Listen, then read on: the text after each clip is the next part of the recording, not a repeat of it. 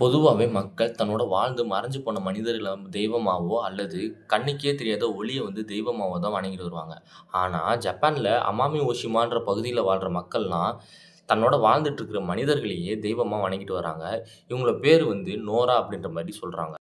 பழங்காலத்துல இருந்தே ரியூகு கலாச்சாரத்துல ஆண்கள விட பெண்களுக்கு அதிக ஆன்மீக சக்தி இருந்ததாவும், ஒரு குடும்பத்திலயோ அல்லது கிராமத்திலயோ இருக்கிற பெண்கள் தான் அந்த இடத்த பாதுகாத்துட்டு இருந்ததாவும் நம்பப்பட்டுட்டு இருந்திருக்கு. இந்த நோரான்றவங்க யாருன்னு பார்த்தா, அந்த கிராமத்திலே வாழ்ற முக்கியமான பெண் பூசாரியத்த இவங்க நோரா அப்படின்ற மாரி சொல்றாங்க.